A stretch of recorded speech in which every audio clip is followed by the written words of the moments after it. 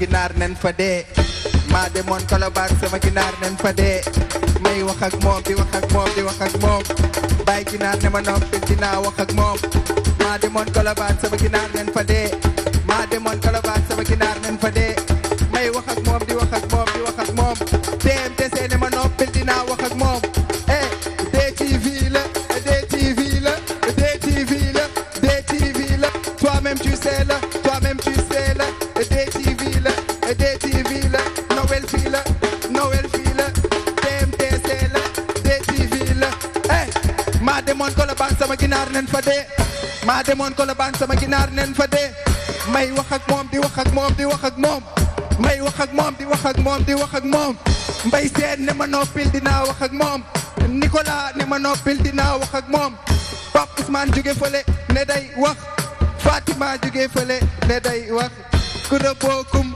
Awa Badji Maam Jaara TMTC maa demoon Colobane sama ginaar nen fa dee may wax ak moom di wax ak moom di wax ak moom may wax ak moom di wax ak moom di wax ak moom waa TMTC kaay leen fii ñëw leen acca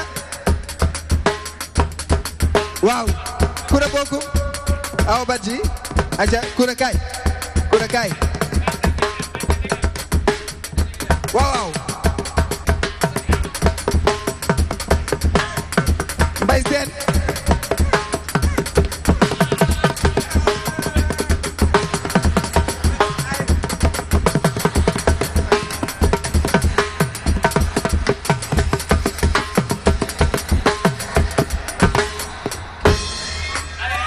Noël tout simplement.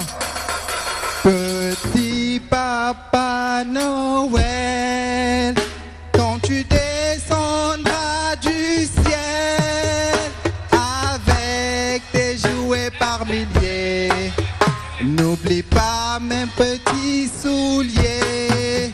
Mais avant de partir, il faudra bien te couvrir. Dehors, il fait si froid. Petit papa Noël.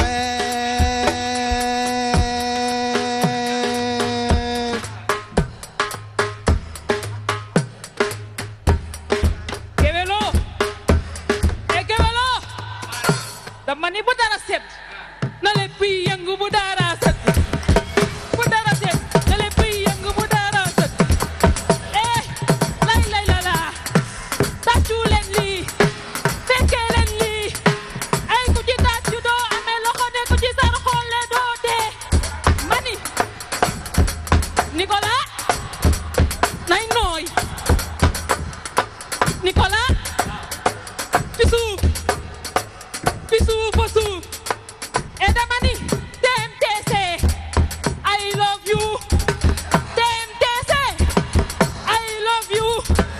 Ana Mansour Sall I love you. Jupiter Diagne joyeux Noël.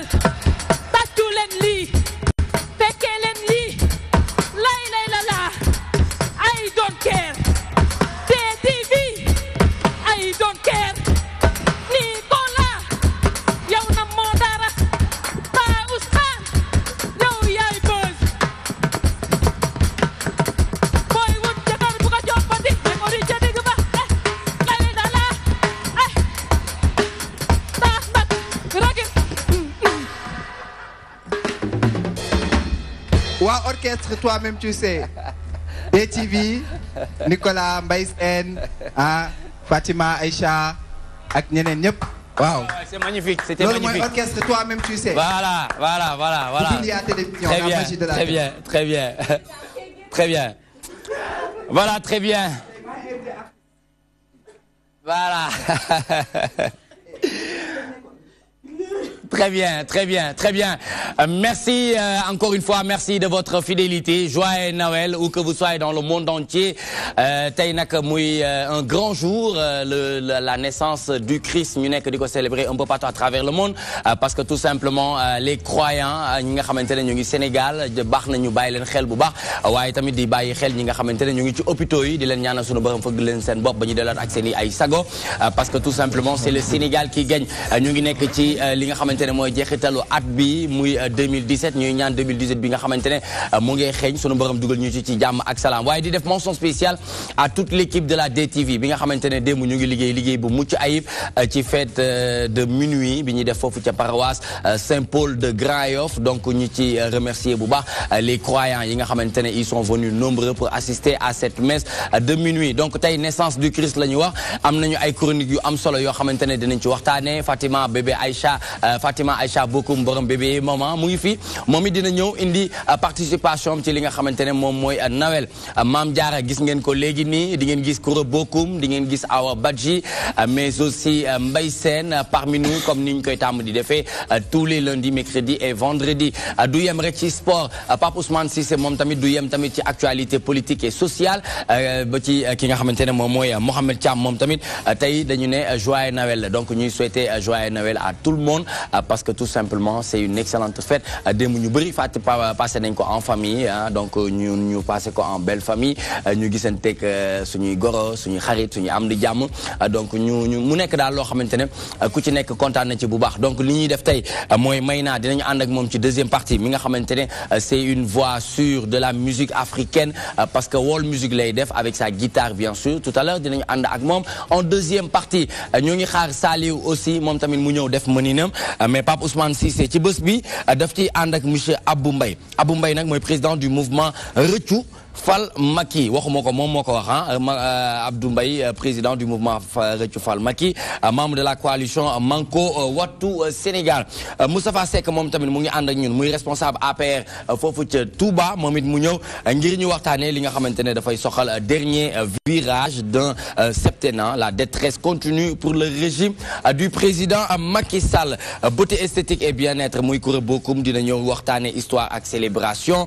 ki nga xamante ne mooy Fatima Aïcha Bokoum dina ñëw ci l'impact de Noël sur les enfants Mame Diarra moom it mu ñëw ne maman Noël cadeau pour les enfants handicapés d'abord donc mu nekk lu am solo donc léegi nii dinañu yaatal waxtaan bi parce que tout simplement Mohamed dina ànd ak ñun ci actualité de l'internet waxtaanee polémique sur les 200 milliards des biens mal acquis Ousmane Sonko dément Mimi Touré d'après Dakar Actu n'est-ce pas Mohamed? Oui tout à fait Nicolas une information qui défraie le chronique pendant ce temps que ñi ngi nekk ci ambiance su fête fête de Noël comme ni nga ko waxee léegi donc polémique effectivement sur une affaire de 200 milliards donc loolu dafa nekk une information qui a été beaucoup relayée par les sites mais notamment nos confrères de Dakar Matin donc recouvrement si bien mal accueilli nga xam ni ñu track bi commencé woon nañ ko depuis bi nga xam ni président Macky Sall ci la nekkee ci nguur gi donc le leader du parti Pastef mi nga xam ni moom mooy Ousmane Sonko dafa jàkkaarloo ak ki nga xam ni mooy madame Aminata Touré mi nga xam ni moo fi nekkoon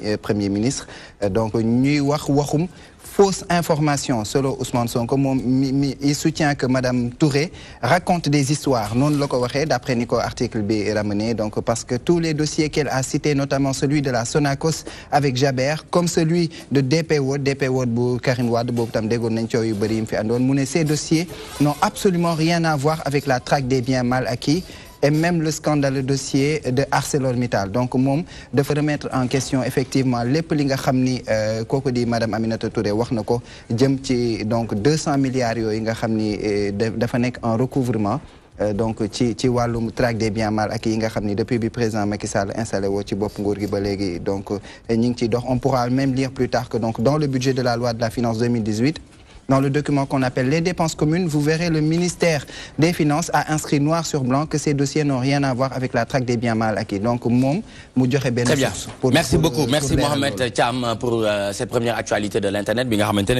Si on se réfère à Dakar Actu, muy waxtaanee polémique sur les 200 milliards des biens mal acquis. Ousmane Sonko, qui est honorable député, qui dément l'ancienne ministre, bien sûr, de la Justice, muy Mimi Touré. Pape Ousmane, en commentaire.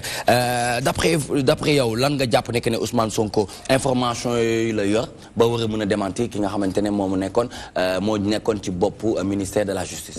Ousmane Sonko li mu wax dafa leer dafa ne bu dee ni loolu am na waroon na mën a feeñ au moins ci loi de finances rectificative bi buy wane ne carrément li ñu jël recouvrer ko au moins fii lañ ko dugal mais waxu loolu Mimi Touré ba mu ko njëkkee wax coow da cee judd mu ne je persiste et je signe su ma nee ku waxee loolu na génne preuve.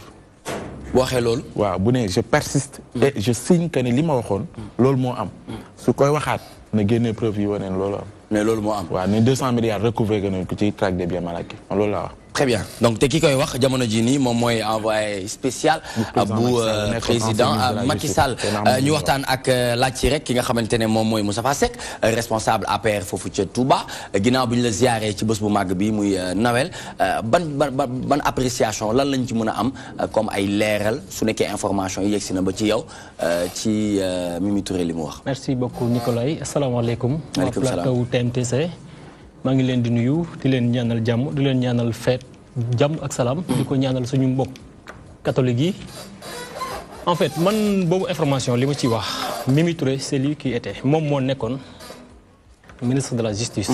autant bi ñuy def traque des biens mal acquis moo fi nekkoon. dama foog ni responsabilité bu day ni maanaam 200 milliards de francs CFA nit bu toogee ak ndombo tànk bi mu yor ci réew mi.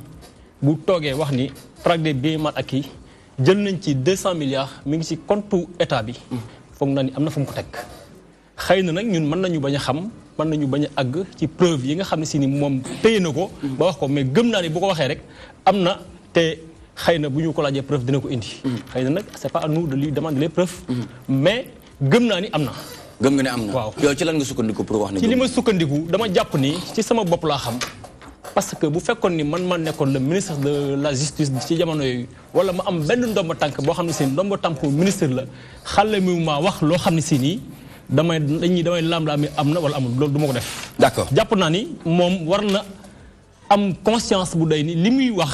Sénégalais yi war nañ ci mën a am lu leer nañ. très bien mais Abdou Mbaye yow mi nga xamante ne yaa jiite mouvement Rëccu Fall Macky nga bokk ci coalition Manko Wattu Sénégal tey Mimi Touré ak dayo bi mu am ak poste yi nga xamante ne jot na ko exercer fii ci mim réew su waxee ne jot nañu recouvrer lu tolloog 200 milliards de nos francs CFA ci bien mal acquis xel war naa mën a dal war nañ ko mën a nangul. jërëjëf Nicolas maa ngi lay remercier bu baax ci plateau bi je pense que ne régime bi dafa nekk régime bi nga xam ni dafa yàgg génn di def ay sorties ci ay chiffres te chiffres yoo xam ni boo xoolee maanaam ci dans le fonctionnement de l'État doo ko gis du am benn mandarga. comment. dafa nekk benn régime bi nga xam ni toujours dañuy leurrer sénégalais sur les chiffres 200 milliards bu ñu ko waxee rek sénégalais yu bëri dañ naan ah ñi de liggéey nañ bu ñu nax sénégalais yi naan recouvrer nañ 200 milliards damay ñëw ci xalaatu Ousmane Sonko li ma wax dëgg la bu doon réellement dañoo recouvrer 200 milliards. waroon na am benn loi rectificative buy wane ne kat lii kat am na soppite buy ñëw maanaam ci kopparu finance publique bi comprendre nga mais loolu amul. aussi xam nga nit aussi boo yoree réew da ngay respecter vraiment ñi nga jiite. dafa am kenn ku fi manqué respect. je pense que ne Macky Sall ak régime am respecté wuñu Sénégalais yi. comment ça. parce que aussi xam nga traque des biens mal acquis loolu Sénégalais yi ñoo ko santoon Macky Sall. c'était une demande sociale. loolu Sénégalais yi ñoo bëggoon vraiment ñi fi toogoon. daal di leeral nan lañ utiliser woon koppar bi ñu leen dénkoon. mais loolu bu amee damay ñëw ci kaawu Karim Wade. Karim Wade libéré nañ ko ba léegi est-ce que Macky taxaw na ne lii ak lii moo tax ñu libéré ko dafa fay wala lii ak lii. te pourtant lépp lu muy def il est censé de le faire pour nous rendre service. d'accord mais loolu amul. très bien mais ba ci léegi 200 milliards yi. lu ñuy laaj. muy Mimi Touré na indi ay preuves yu leer ne vraiment. bu demee ba wax kañ dina mën a indi ay preuves. 200 milliards. très bien donc loolu dinañ ci dellusiwaat Abdou Mbaye. Abou Mbaye mi nga xamante ne moom moo taxawal fii Fall Rëccu Fall Macky Fatima Aïcha Bokoum tey on parle de 200 milliards de nos francs CFA ci bien mal acquis ci njëkk tàmbale bi li ñu doon wax mooy ay wàllum ay 6 000 milliards lu ci bëri lañ doon wax donc à 200 milliards de nos francs ñii ñoo ngi weddi ñii ñoo dëgg la yow ban jàngat nga ci def. dëgg la wala du dëgg li ma si jaaxal mooy il a fallu que madame Mimi Touré ñu invité ko ci benn rajo de la place pour mu mën a joxe bile information. stratégie la stratégie. pourquoi ñu xaar ba ci moment boobu noonu lu toll ni 200 milliards bu fekkee ne ñun ñoo ko moom. je pense que lu ñu waroon teg ci place publique bi la. am beneen doxalin bu ñu ko defee. moo gën ñu xaar ba ñu invité ko ci benn rajo muy joxe information boobu. leneen li mooy c'est malheureux suñ ñi nga xamante ne ñoo ñu jiite ñu toll ci ay kii dafa wax lii ñii di ko weddi. C'est très malheureux. Au moment où am na ñu bëri ñoo xamante ni ñu ngi xiif. tey information bu ma dégg bi may seetaan journal Pa Ousmane bi ce matin ñaari taalibe yu gaañu ci benn lakk. mu mel ni choqué tout kenn mu am ay questions yoo xamante ne. mu mel ni ay questions kër bi amoon taalibe yi fii ci Médina. jàngalu leen comme exemple. au fait je veux juste dire que ne am na ay questions yoo xamante ne ñoom ñoo gën a urgente que ñu toll foo xamante ne nit day wax ñu naan dañuy wedd ci ay waxante la ñu toll au lieu que ñu def ci ay actes yi nga xamante ne dafa concret. man j'en profite pour rendre hommage xale taalibe yooyu nga xamante ne dañoo ñàkk seen bakkan ci incendie boobu. Très bien Mbaye Sène. Bon, moi je pense que est-ce que vous précisez que c'est 200 milliards ou 254? Je pense que c'est 254. Plus de 200 millions. C'est 254, et quelques milliards. On a dit que nous avons fait la traque des biens mal acquis. Il y avait une liste de dignitaires. À l'époque, on peut dire du Parti démocratique sénégalais. Mais si nous faisons des mandats à Karnani, ce fait que nous avons fait traque, beaucoup de nous faisons. Nous avons fait la Fidis, nous avons Aïda Diongo, Bibo Bourgi ak Amana Karim Wade ak kër yi nga xamante ne Abdoulaye Wade nangoon nañ ko ba pare delloowaat nañ ko waaye léegi ana ñi nga xamante ne ñoo nekkoon ci liste bi xanaa ñooñu dañoo fay ci suuf wala daal dañoo def yenn affaire mën nañoo citer ay tur ku ci mel ni Abdoulaye Baldé boole nañ ko ci liste boobu ku ci mel ni Pape Diop Tène ñu ngi ko doon Ousmane Ngom ñu ngi ko doon am na ñenn ñoo xamante ne bi sax dem nañ ba léegi bokkatuñ sax bokk na PDS mais dañoo préféré dem génn ci seen ay parti bopp ay parti car rapide parti yóbbaale ma pour amaana mën a ànd ak li nga xamante mooy la coalition Benno Bokk Yaakaar pour ñu bañ leen a jege xam nga affaire traque bien mal acquis, il faudra que nous l'air. Mimi nak, l'une comme on elle a le courage de parler parce qu'elle est là seule. D'accord. Très bien. Maintenant, nous rentrons dans le vif du sujet pour parler de l'actualité. Mon dernier virage d'un septennat, la détresse continue pour le régime du président Macky Sall. Nous avons très rapidement 10 à 15 minutes pour nous parler.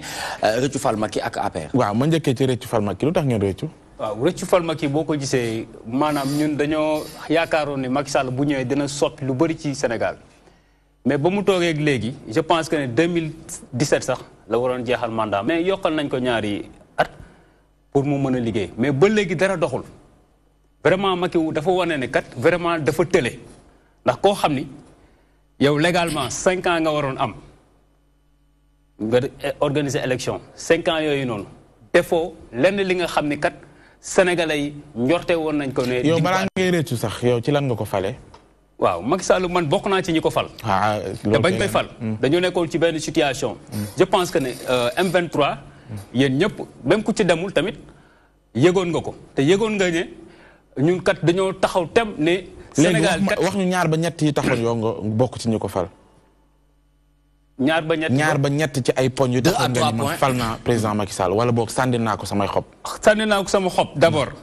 si ba mu ne day wàññi nombre ministre. ok 25 ba mu ne non 23 la wax ba chag mu ni 25. 23 sax la wax. ok ak aussi impunité. Macky Sall moo waxoon bu ñëwee kat. du protéger kenn. voilà du am ay ku ma am ndey ak ku ma am baay ci justice bi. aussi ak aussi ndaw ñi dafa waxoon bu ñëwee. ndaw ñi dina leen jox xëy. 5000 emplois la diggee woon par at est-ce que loolu am na est-ce que dégg ngeen yéen ci seen entourage ñu jox benn ndaw liggéey. waaw d'accord yow est-ce que xam nga yow instant fi ñu toll ñaata xëy ñoo la ndaw ñu jot a am. fu mu toll nii yoruma nag. vraiment les stats. waaw booy rëccu nag day fekk nga am ci loo ko teg. non loolu c'est pas important. xam lu gën a xam nga naa la benn affaire. c'est important pas Ousmane. parce que objectif dafa am yenn mbir yoo xam ne. ambition la woon. engagement la woon ne 500000 emplois. mais boo demee bay rëccu da ngay xool kay ci 500000 yi mu digg woon. est-ce que gis ñaata la ci jot a def est-ce que dégg nga maanaam est-ce que dégg nga création d'emploi bi am. Macky ba mu toogee ba léegi est-ce que dégg nga ay emplois yu ñu créé. non yow yaa rëccu. amul.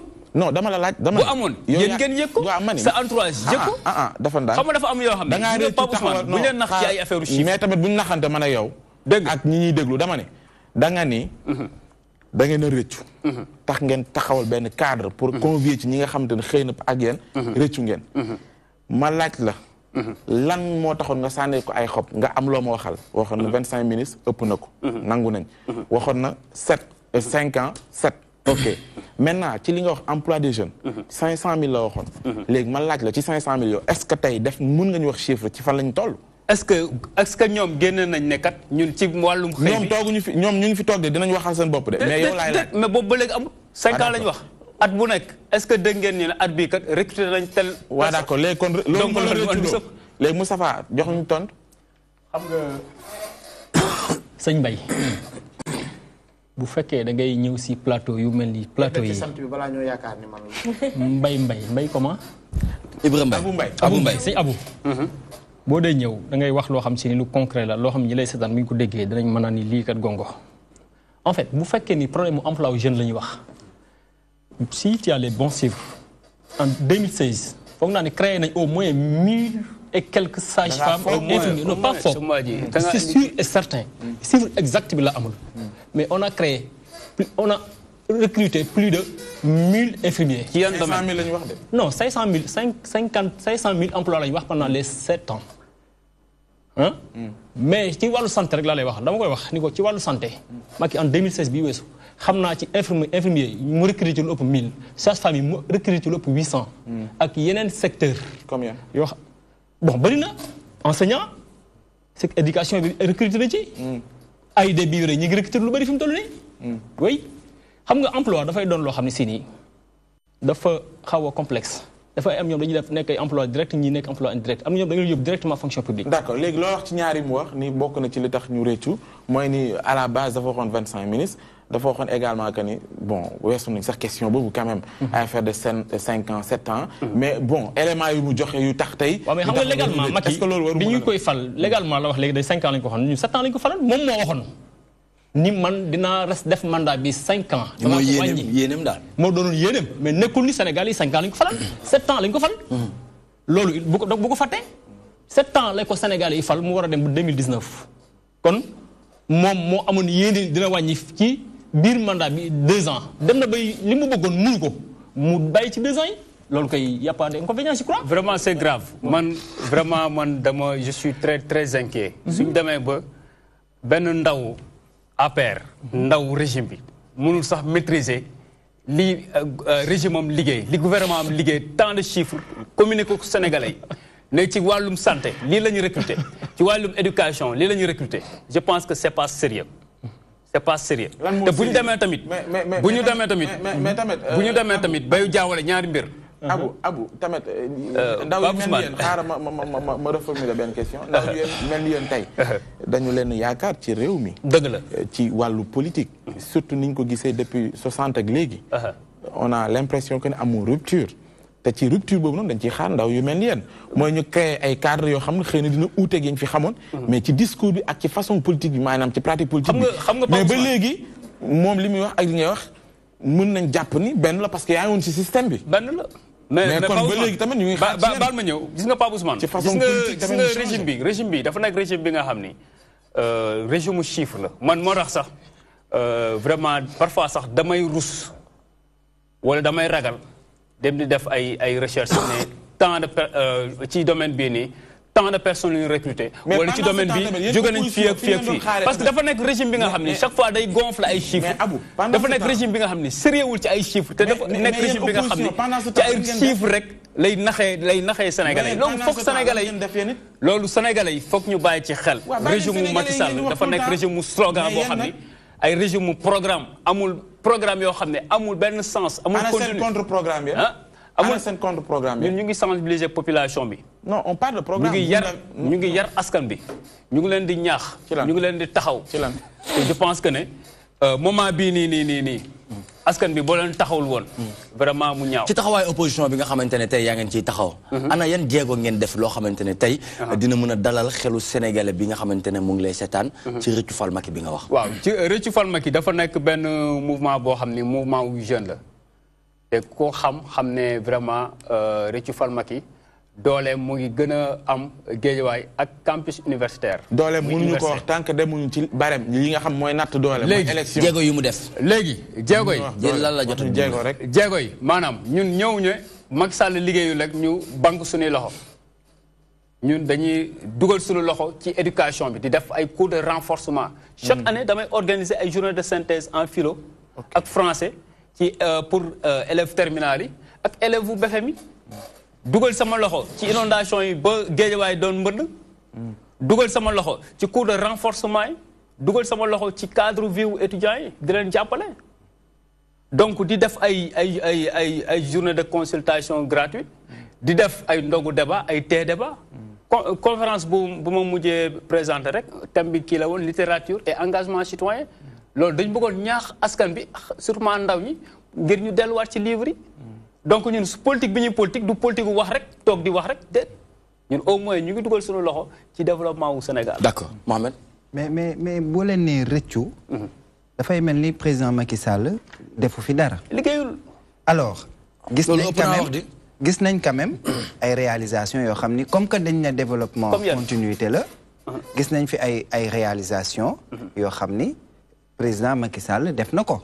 balaa mu fi toog ñi nga xam ni ñoo ko fi jiitu woon am na lu ñu jot a def am lu ñu entamé laataa muy sotti sax Macky Sall wuutu leen fi def ko si. c'est-à-dire que concrètement donte mënuñu ni le développement est achevé gis nañ quand même ay actions yoo xam ni mi ngi koy teg.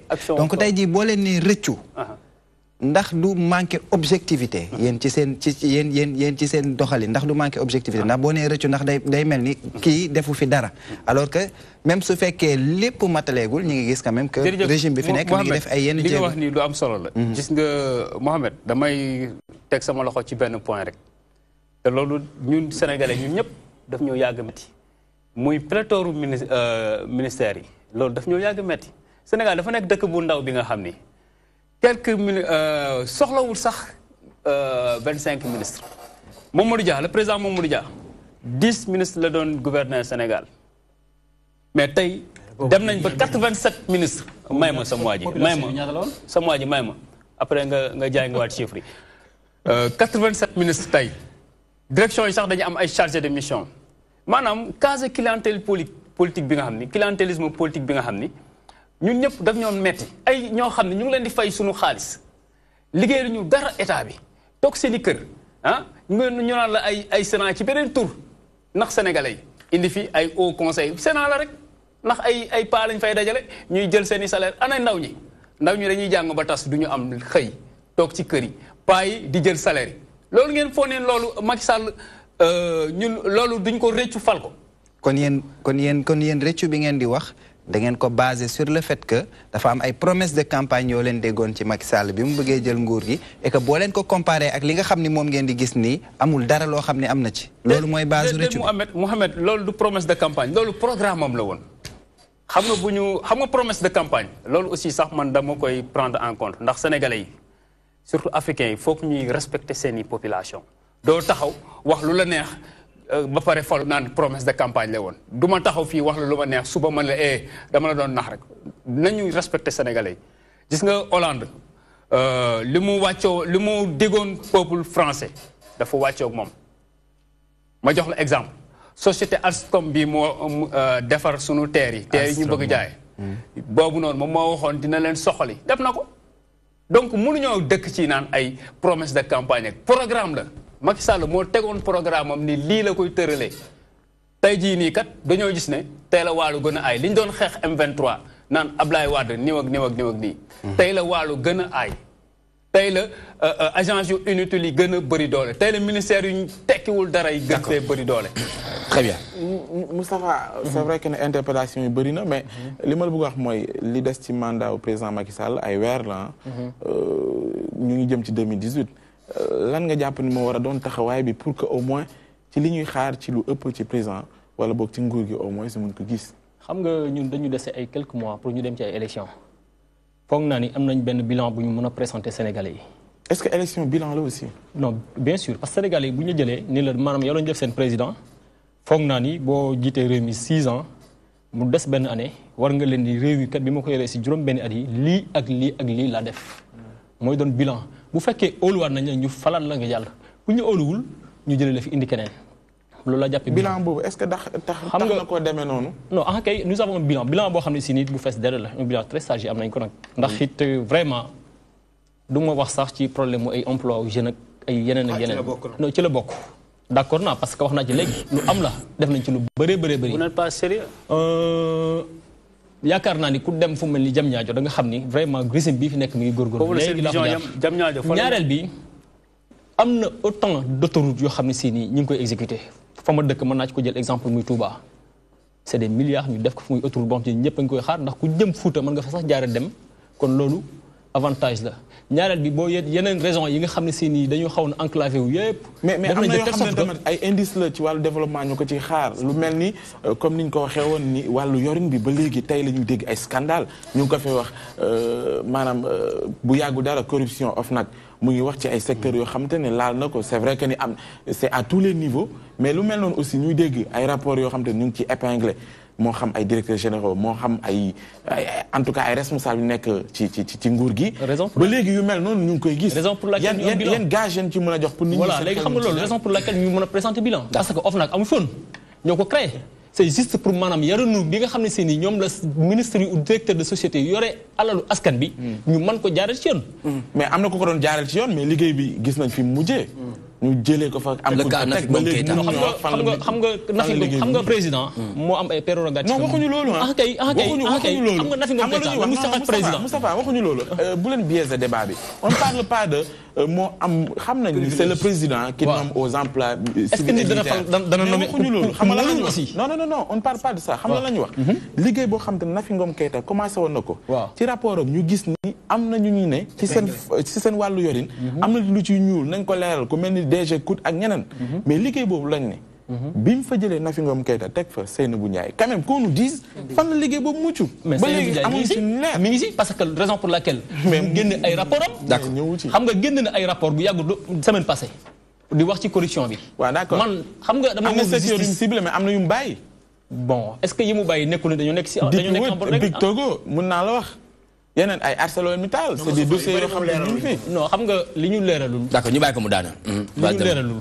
peut-être ñoom amuñu ci regard yi Nafi Ngom génn nag kenn yeggu ci de est-ce que nekkul ni dafa nekk en cours de justice te àggagul man je crois que ni justice Sénégal mat magistrat yi fi nekk am nañ maturité bu day ni rapport bu àgg si ñoom dinañ ko lijjanti président dafa moo ci teg procédure justice gaawul am na loo xam ci il faut ñu bàyyi ko xel diggante daaw ak ren la am na fi ñoo xam ci depuis 2010 ba léegi peut-être ñu ngi ci ay prison mais li ay rapport rek mën na am procédure bi mooy ya rek mais lépp danañ ko teg si yoon man loolu la jàpp Mbaye Sène très rapidement waaw man juste pour dire que ne man j'attends avec impatience le discours du président de la République le 1er janvier 31 décembre 20 heures ëllëgu 1er janvier bi man di laay tirer enseignement yi bari bari ndaxte kat li ñu waxoon yëpp ak opposition boo xamante ni y aura le dialogue. D'accord. On va parler, on va s'ouvrir à la population. Très bien. Rien ne s'est fait. Très bien. Maintenant, nous avons Abou Mbaye, président du mouvement Réthiou Fall Macky, membre de la coalition Manko Wattu Sénégal. Nga wax ñu sa formation et puis éventuellement def sa cadre bu mujj. Man nag jàngalekat laa. Je suis professeur en technique d'expression.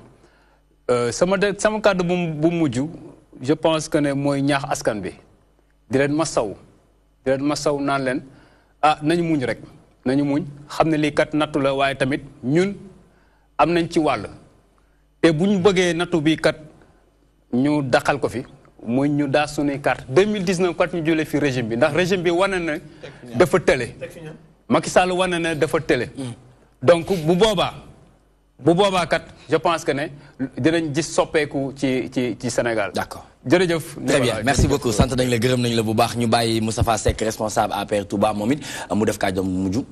merci beaucoup Nicolas ñu ngi leen di sant bu baax a baax te Nicolas. te vraiment di rafetlu plateau bi di leen ñaanal jàmm. di leen ñaanal année 2010 bu dàq bu 2017. te et puis am nañ ci yaakaar. amiin yaa rabbi. En fait le président Macky Sall il faut ñun ndaw ñi ñu jàppale ko ci li nga xam ne si ni moom la engagé. ndax dafa am ay engagement yoo xam si ni ñun la koy liggéeyal. ku gis ni Ndakaaru gii ñu nekk nii ni ñu koy defaree. ku ne xam na ni maanaam du ñoom mag ñooñu ñu fi nekkoon ay depuis 80. mais ñun jeunesse bi ñoo koy utiliser ëllëg. D'accord. bu yàgguloo Ndiaye ñu ngi inauguré benn hôtel de 5 étoiles à Diamniadio. muy hôtel bu rafet. ak yeneen infrastructure yoo xam ne si nii. yu dëppoo ak jamono la. boo demoon Maroc tey jii wala nga dem Paris. yi nga fay gis moom nga gis fii. merci loolu nag vraiment c'est des avancées très significatives. Absolument. waaw très bien. Vraiment. ñu ngi lay sant di la gërëm bu baax a baax nous continuons toujours en beauté dans Toi-même tu sais le rendez-vous incontournable qui se déroule de 17h à 19h et tout de suite nous vous proposons une page de pub. Le temps d'accueillir d'autres invités sur ce plateau, c'est maintenant.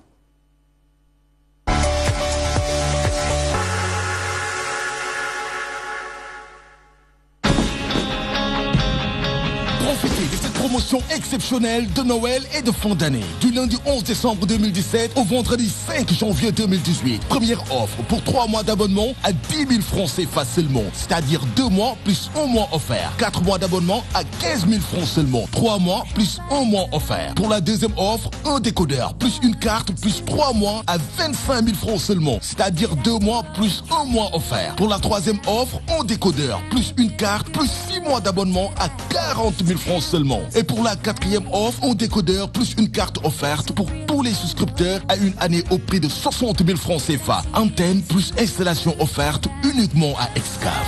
Avec Excaf Télécom et la TNT, le meilleur reste à venir.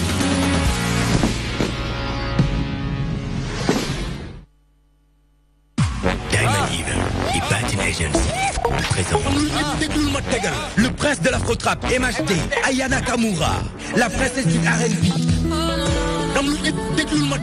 Le plus grand événement ouest-africain au Monument de la Renaissance avec MHD et Aya Nakamura ce 28 décembre au Monument de la Renaissance africaine.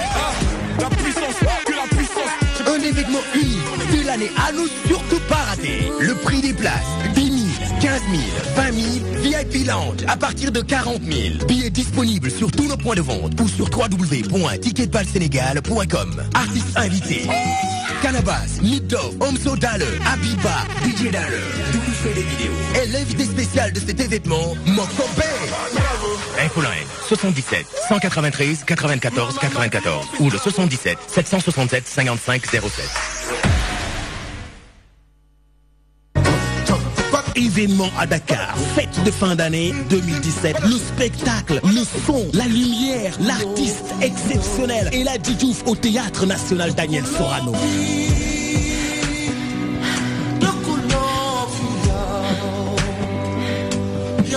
Un spectacle tant attendu. Oui, Sénégal, mieux pour Donkhar arriver où l'artiste et la Diouf pour un spectacle exceptionnel comme chaque année. Ce samedi 30 décembre, oui, ce sera toujours le grand rendez-vous des élégants, des raffinés, des amoureux du spectacle. Le spectacle, le son et la lumière. Attention, le rendez-vous ce sera avec El Hadji Diouf.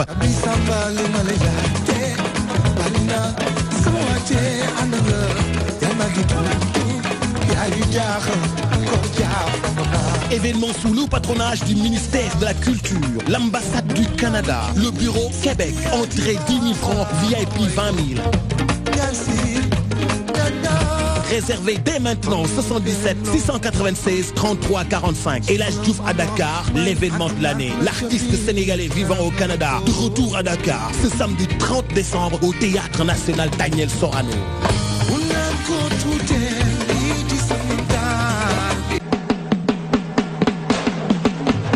Serigne Modou Niang, le promoteur de l'alternance dellusiwaat na ci stade Iba Mar Diop 4e édition drapeau soxna na fi Fallou Fall jigéen ju mën góor ñu ni combat bi kan moo koy bëree 6 ans borom technique bi école de lutte Boy Niang la fekk baax kan la war a dajeel Vandam xaleb jaxaay bi Serigne Modou Niang ni yam ma foofu de Yandaan numéro 2 Parcelles Mbooloo war a dajee Boy Dioum lébu gi la fas yéene takkoo Pape Diané Waalo la fekk baax war a dajee Tali bi Ndakaaru lay jóge takk ndeer Yëmbal Mbooloo war a dajee kan Dunjaay Kumaroos Pikine lay jóge Caatu Yaraax mel ni mi Yaraax lay bàyyee ko war a daje kan Aliou Remarque école de lutte Lamsar Boy Joola école de lutte tay si nga lay jóge Bébé Dias lay dajeel war a jóge ca Waalo Boy Dieng école de lutte Bunaama lay bàyyee ko war a daje kan Moussa Thiéré Ramdan lay jóge Zo Technique école de lutte Kër Mbay Fall lay jóge war a daje Caatu Boy Niang Pape Diop Basson lay bàyyee ko leer gi école Daaru Gëm sa bopp lay bàyyee ko war a daje Caatu Sibi Ramdan lay bàyyee ko Caatu Sarko war a daje Diomaay école de lutte Colobane cey Serigne Modou Niang fukki combat ci benn bis du ñan ñoo ko war a gunge ci sponsor yi ñu ni Sococine Sanar assurance soxna na fi Fallou Fall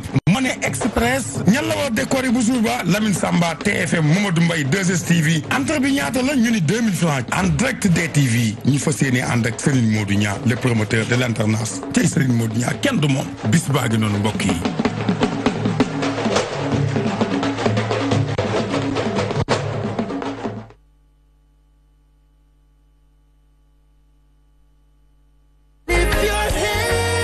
reggae music isn't something you hear, it's something you feel. Rasnaron Productions présente Dakar Reggae Festival, le premier festival international de reggae au Sénégal, du 21 au 26 décembre, avec la star de la Jamaïque, Jah Cure, en live. Dakar Reggae Festival, coopération nord-sud entre Dakar et Ziguinchor. Au programme de cette première édition, ce 26 décembre, à la place du souvenir africain, un live avec Jah Cure, Jah Books, Mickey Ras de la Jamaïque et Dread Maxime Amar, Tim Shell Band, Ashraf 30, Mr. Gas, Aziz Boukot et le Jamo Band et plein d'autres artistes reggae sénégalais. Entrée unique 5 000 francs, 10 000 francs, VIP 25 000 francs. Ticket disponible en ligne sur Expat Dakar et musicview.com. Infoline 77 573 43 92. En collaboration avec Diaspora Festival Gambia, DJ Las, Angel Vibes et Boombless Family. Dakar Reggae Festival ce 26 décembre à la place du souvenir africain avec Jah Cure, straight from Jamaica, pour un Noël en folie et une fin d'année de positive vibes. Restez connectés à la page Dakar Reggae International pour suivre toute l'actualité.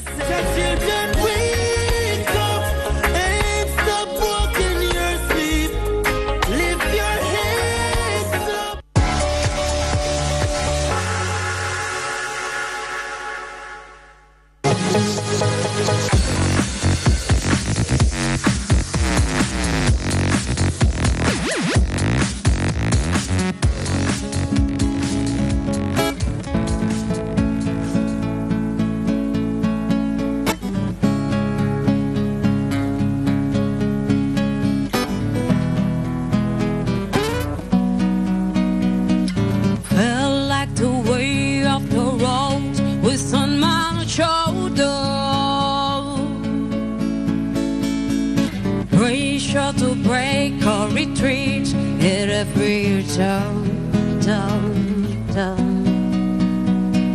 facing the view that the truth I discover.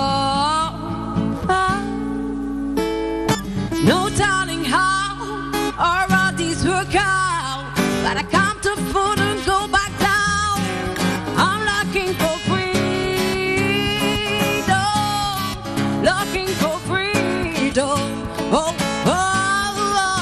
and to find it, cause everything I am, I'm looking for freedom, looking for freedom, and to find it, may take everything I have. I know of the world, it don't come music. Chains of the world, they seem to move in time. I try to walk around, but the stumbling's so familiar. Try to get up, but this up is too strong. But I gotta beat the wind in my bones. I'm looking for freedom, looking for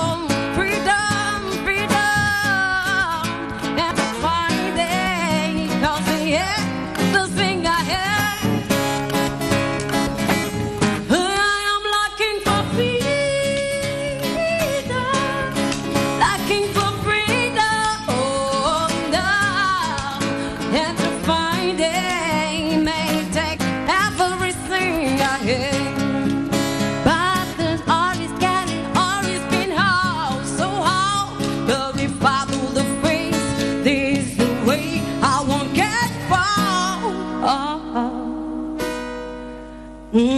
Life has been very kind to me lately.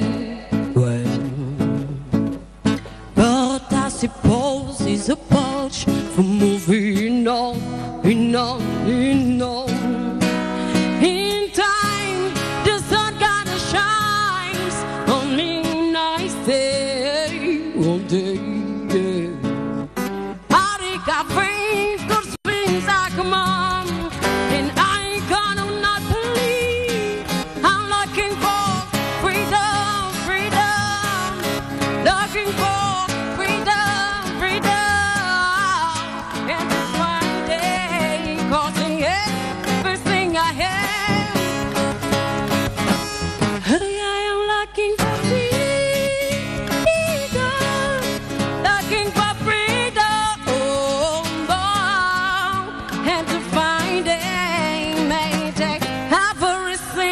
trying. Well, well, well, well.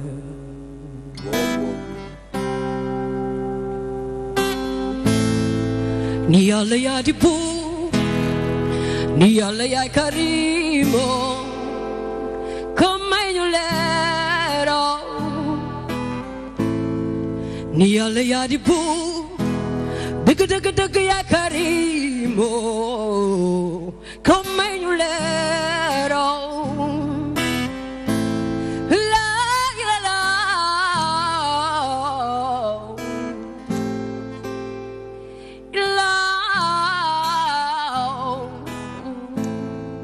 Ni alla ya di bu, dig ya carimo, come you lero.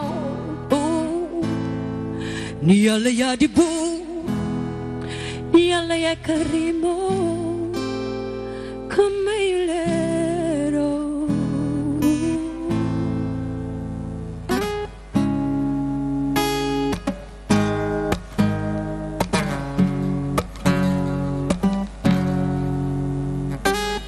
Celui que je connais, chanson que j'ai chantée, y a du son sur le trottoir.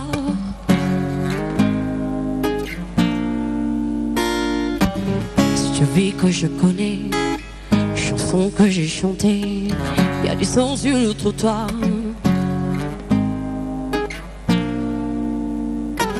Ses savoirs veulent s'arbrûler, ses saisons sur le planter, ils l'ont battu à mort et la foi et la peur. Oh, oh, oh, c'est celui que je connais, chanson que j'ai chantée, y a du son sur le trottoir. Oh, oh, oh, c'est la voix de Mandela, le tempo Dr. Fela. Écoute chanter la foule avec des mots qui roulent dans son cœur. De n'importe quel pays, de n'importe quelle couleur. La musique est un cri qui vient de l'intérieur. De n'importe quel pays, de n'importe quelle couleur. La musique est un cri qui vient de l'intérieur. No matter where you're from, music is so wrong. For why, man, you gay? Qu'importe sa provenance, la musique est un cri qui vient de l'intérieur. Merci. C'est vrai, hein? Elle est dingue, hein? Elle est folle, Mbaye, elle est dingue, hein? Mbaye ñëwal. Parce que yow ko représenté, hein? Mayna, venez nous rejoindre sur ce plateau. Mbaye, dama lay bàyyi ak Mayna nga présenter ko. Extraordinaire, extraordinaire. Elle a joué une musique magnifique, fantastique. Elle a été d'un niveau extraordinaire encore une fois. Franchement, man de séduire na ma tellement. Maa ngi xool, maa ngi koy seetaan, mu ngi joué, mu ngi dem maa ngi naan mais kii fan la nekkoon. Il faudra que mu ñëw wax ma fan la nekkoon. En plus, elle a changé 3 tempos ci biir way yi soo seetloo. Way na way normal, way na fi benn way boo xamante ni bii way olof la, way na fa way tubaab, mais tempo bu mu jël nga yaakaar ne boobu la gën a mëne. Félicitations Mayna. C'est la première fois que ma l'ai rencontré, c'est la première fois que ma l'ai gis. Et c'est pour la deuxième fois mu ñëw temp. Et c'est la deuxième fois nga ñëw temp. Franchement, machallah et bravo. Très bien. Fatima, ça mérite des applaudissements. Waouh, Fatima, t'en penses quoi? Si texte bi am na fu muy waxee liberté, freedom, et je pense que message boobu noonu c'est toujours fort parce que am na tey ñuy yor lépp lu dul jeex mais free wuñu déjà côté xel.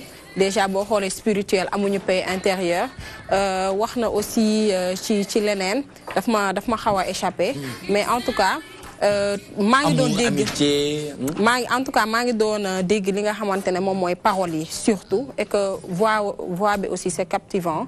neex na dina daw yaram. di ko encourager. Très bien kon Mame Diarra bu ñu déggee lii Fatima wax suñ ci sukkandiku ak Mbaye Sène moom baat bi am na ndeysaan. macha allah xam nga musique wooy bu ñu suukar la. te quantité boo ci naan doo am jabet. li muy woy dafa neex macha allah. maa la wax Mohamed Thiam Mayna encore chez nous Et désormais chez elle. Hein. Quand chez nous, elle en fait partie. Hein. Ouais, elle en fait partie. Moi, je dis désormais chez elle également, hein, parce que toujours égale à elle-même.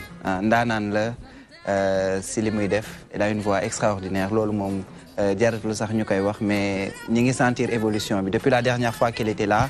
Ak li ma dégg tay gis naa ni mi ngi ci constante bi. En tout cas, respect. Respect pour le talent, respect pour la créativité et pour le travail. D'accord. Mais li bizarre mooy ñoom ñëpp dañ ko wax ah mais man fi ma jëm ak yow mooy Nina Simone bi nga ñeme. Mën a reprendre ay morceaux mën ko jouer avec beaucoup de délicatesse ak détermination. Donc aujourd'hui ma bëgg nga expliquer au peuple sénégalais yi ñuy seetaan un peu partout à travers le monde loolu noonu sañ-sañ boobu noonu ça vous a fallu combien de temps pour que nga mën a liggéey ba affaire bi mën a mel ni mu mel. waaw salaamaaleykum. maaleykum salaam. di leen nuyu yéen ñëpp. ñu lay fay. waaw di wax rek ni Nina Simone moom doo ci jàng rek day des parce que nekkul lu nga xam te ni yaakaaroon naa ko relevé donc dafa ma toog ma déglu ko benn yoon ci benn way ku ko reprendre ma dem xool kii bi version originale bi du moom kese moo ko way déjà am na Hawkins aussi way na ko ma déglu ko way bi ma ne est-ce que lii dinaa ko relevé ma fexe toog xool accords yi dem YouTube dugg fu nekk. parce que on l'entend même ci sous impression bi ah. instant bi nii ñii si ñu ngi koy dégg suuf xaw ma ndax yow tamit yaa ngi koy dégg. non maa ngi koy dégg. voilà daf ma jaaxal sax xaw ma si lii fi. c'est la magie ah. donc ma noonu ma koy relever nank relever nank di ko jouer muy raté comme ñëpp di kii ba benn jour rek may woo sax may xarit ma ne ko bii dama ko bëgg waaye. ma ne ko c'est que li muy wax moo ma neex. à pour spell on you je vais t'ensorceler. te ngeen baal ma fi Sénégal moom dafa am toute tendance boobu noonu donc ci côté les relations et tout ça c'est intéressant mais jar na ko léeg-léeg ah am ku mel ni yow wala mel ni Fatima wala madame Ba wala Koura Bokoum jar nañu ensorceler ko pour nga xamante ne xel bi pour man bu jikko bi rafetee rek ensorceler nga nit ki ah d'accord waaw bu jikko bi rafetee rek nga bëgg ka rek doy na très bien léegi li ñuy def mooy dañuy déglu sa bos déglu nañu sa bos ba pare léegi dañuy déglu bu Nina Simone waaw dëggantaan bi ñu xool ko dellu siwaat ci plateau bi gën ko mën a yaatal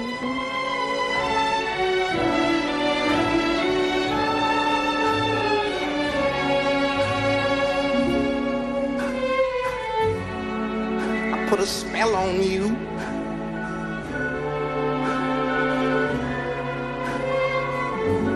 Cause you're mine.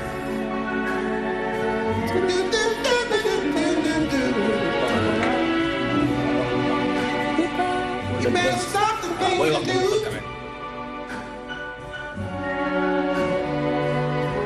I ain't lying. No, I ain't lying. You know I can't stand it. You're running around. You know better, Daddy. I can't stand it cause you put me down. Yeah. I put a spell on you. loo ci wax. mooy original bi. mais dafa mel ni sori woo ko tamit li nga liggéey ak li ñu dégg léegi nii jotu sori de soriwul de. encore loolu c'est loolu boobu yéenay gis loolu mais man tout le temps dama gis écart bu gàdde. pas du tout ah man gis naa ne yaa ngi ci biir ah. tey nga ko gérer nga ko l'essentiel c'est de dire les mêmes paroles. nga xam li muy wax pour mën a partager émotion boobu. d'accord déjà c'est léegi mën nañu déglu sa bos ñu déglu sa bos. bi nga def léegi nii. waaw ñu déglu ko ñu xool.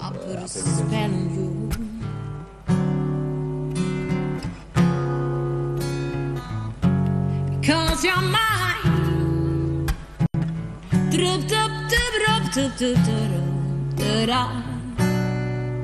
You better stop the things you do. Oh, why not?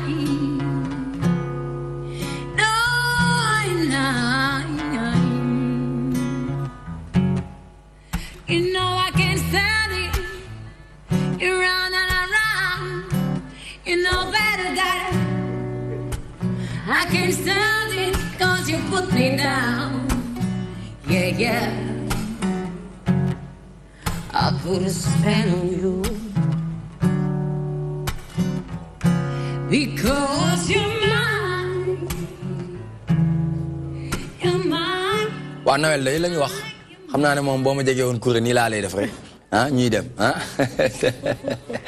très bien encore ñu tàcc ko bu baax parce que tout simplement muy doomu Ndar di def fierté wu non seulement bu Ndar waaye bu Sénégal bu Afrique parce que li muy def macha allah neex na àddina neex na gars yi ñu ngi koy enjoy fépp fu mu joué nit ñi def guichet fermé seetaan si ko parce que tout simplement y a du talent léeg-léeg nag mu joué en acoustique avec sa guitare léeg-léeg nag mu def benn bande benn quartet derrière diggante basse clavier ak batterie donc mu nekk lu am solo joyeux Noël d'abord. joyeux Noël. noo ko dundee ba yegg si fii. ah man de sama Noël tey neex na parce que TMTC la mu fekk. waaw ma nekk ak sama frères yi ak sœurs yi fii. donc partager ak ñoom plateau bi voilà c'est cool ah. c'est ma famille. ce mois de décembre naka nga arrangé woo pour say programme ngay mën di ko jouer et puis éventuellement xam naa ne xel bi yëpp mu ngi Ndar. ah waaw loolu saw kay maa ngi sonn tuuti yaay instant yii mais liggéey bi rek mais ça avance ñu ngi joué fii nii Dakar. ñu ngi joué ay lieux. donc ça avance petit à petit mais ça avance. d'accord li ci des ci décembre bi am na ay programme am na ay dates yu am solo yoo mën a joxe ci kanam. waaw ci kanam. très bien on y reviendra tout à l'heure en attendant ñu jàll ak l'international Mbaye Sène pour mu jox ñu li nga xamante ne mooy actualité sportive nationale ak internationale c'est tout de suite. Très bien, nous démarrons avec le foot local, 5e journée, GFC toujours solide. GF toujours solide, Génération Foot qui a battu Djambar et pourtant on avait fait quelque chose ben focus Kerok la semaine dernière par rapport à Djambar avec l'équipe bi nga xamanteni mom moy GFC. On a vu que ni Génération Foot solide leader du championnat national de Ligue 1, c'était la 5e journée. GFC qui bat Djambar 5-1, le Jaraaf de Dakar aussi qui perd face à la Douane et dinañ gis ni ki nga xamanteni aussi mom moy NGB mo gagné Dakar Sacré-Cœur, excusez-moi, sur le score de 1-0, on voit que le championnat a débuté cette 5e journée, mais on peut noter qu'on est toujours le leader et cette équipe de Génération Foot. Très bien, après Génération Foot, nous passons au Classico, le Barça efficace, un Real en zone de turbulence. Le Barça efficace, on l'a suivi, c'était au stade Santiago Bernabéu. Une première mi-temps, certes, pour dominer par les joueurs de Zinedine Zidane, mais on a vu une seconde mi-temps, il n'était pas du tout offensif, pâle, très pâle, dirais-je même, Cristiano Ronaldo, on ne l'a pas vu, trop vu. Karim Benzema, abonné absent, Zinedine Zidane, pourquoi le Real de Madrid en zone de turbulence, en tout cas une très très bonne équipe catalane, très efficace devant. Disney première mi-temps, ils ont laissé le ballon au merengue, ils ont joué football ligne, mais Disney en seconde mi-temps, comme Messi, comme Luis Suarez, ou comme Alexis Vidal, en remplaçant, Iniesta, ils étaient très très efficaces, pas du tout fantaisiste cette équipe du Football Club de Barcelone, mais efficace à la limite. Bravo à cette équipe catalane, mais Mounen Diaponi, concernant le Real de Madrid en zone de turbulence, après avoir gagné certes la coupe des clubs, la coupe des champions, la coupe du monde des champions, on peut voir que le match face au Paris Saint-Germain va être très très déterminant. Certes, ils sont en vacances, ils reprennent même le 6 janvier, 7 janvier, mais le 14 février, match bi nga xamante mo do sen digënté Paris Saint-Germain dina nek match important pour Zinedine Zidane ak Real de Madrid, car à 14 points du leader, y compris ben match en retard, yaakaaruma ni Real de Madrid dina dabati Barcelone ci xalaat bi ma yaakaaruma tuma ko. mais avec le football tout est possible. Avec le football tout est possible, mais ak équipe bi ni gëwuma ko té nak so dé set Barça dañuy reprendre sen blessé ku ci melni Dembélé dina ñëwaat et ma ngi dégg ñu nañ def un recrutement au niveau de la défense centrale ñum Umtiti dinañ ñëw kon Barça dina naqare te gagner su fekkee ni lañuy footballer ça se comprend nak. C'est le style Valverde, il est comme ça, il ne veut pas un jeu éclatant mais un jeu bien, un jeu fluide, un jeu bo xamanteni très efficace, il est en train de le démontrer.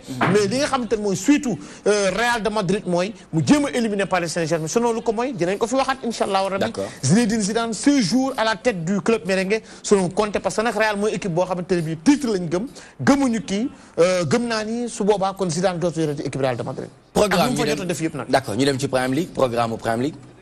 di wax ne xam nga ñoom c'est le Boxing Day match yi nga xamante ne gis nañ ko ci mooy on va partir avec la régie dem ci li nga xamante moom mooy programme Boxing Day bi c'est demain li tax ñu ne sax Boxing Day mooy ñoom il joue pendant fête Noël yi. il joue avant Noël. li nga xamante ne moom mooy programme bi gis nga demain Watford day daje ak Leicester Chelsea day daje ak Brighton Bournemouth face à Manchester United. On rappelle que avant-hier Manchester United a été tenu en échec par cette équipe de Leicester City de Claude Puel 2-2 à la fin. West Ham face à Burnley. West Ham quoi on le dit on passe directement à Cheikh Kouyaté et à Diafara Sakho. Everton aussi, suñ ko waxee xel day dem ci Idrissa Gana Gueye. Et les autres matchs se joueront, Inch'Allah, le mercredi. On va tout de suite ñëw ci li nga xam te ne moom mooy programme bi xanaa di fàttali aussi que ñu Tottenham dina jouer ak Southampton, Watford di jouer ak Leicester, Chelsea Brighton loolu mooy li nga xam te ne mooy le programme de la Premier League pour ce Boxing Day. Très bien, et nous finissons avec les arts martiaux. C'est un programme qui va démarrer. C'est un programme boo xamante ni bii nii ça se fera jeudi jeudi lay doon l'association nationale des arts martiaux du Sénégal organise un stage de haut niveau sur la canalisation de l'énergie. Ça sera ce jeudi à partir de 17h loolu nag Oshimo Budo Center là à Sacré-Cœur. Ce stage sera dirigé par monsieur Sidiki Dunkoun Mandao. Dunkin Mundao. Sidibé Dunkoun Mindao. D'accord. Très bien. Merci beaucoup, Mbaïsen. C'était tout pour l'actualité sportive nationale et internationale. Mbaïsen dina dellu si waat Inch'Allah mercredi prochain ngir jox leen yeneen actualité jëm ci wàllum sport bu ñu fa jógee nag ñu dem waxtaan tuuti ak bébé et maman Fatima Aïcha Bokoum mu wax impact de Noël avec les enfants. C'est tout de suite. Très bien. Impact de Noël sur les enfants. Nu muy demee. am nga déjà boo nee Noël dinañ la ne moom moo correspondre ak naissance su Jésus Christ dinañ la wax tamit c'est la fête des enfants mu nekk nag fête bi nga xamante ne c'est très très important déjà bu fekkee ne li jëm ci aspect spirituel bi c'est important moment la bi nga xamante ne dina permettre mag yi ñu waxtaan ak xale yi ci ki nga xamante ne moom mooy Jésus kan la nekkoon lan moo nekkoon mission sur terre lan la ko yàlla yónni pour mu wasaare ko ñun aussi autant jullit yi pour man lu war la ñu féete ko parce que Yeesu moomu mooy suñu Insa wala Issa ñun la ñuy wax c'est important tamit waa aspect religieux boobu noonu ñu xamal ko ñi nga xamante ne ñoom mooy suñu doom yi à chaque fois rek bi nga xamante Noël dañ koy fêter. Deuxième bi mooy le fait de se retrouver ensemble bu ñu nekkee ensemble pratiquement tous les membres de la famille ñoom ñooy nekkandoo papa yaay maam même ay membres de la famille yoo xamante ne sax kenn xamu leen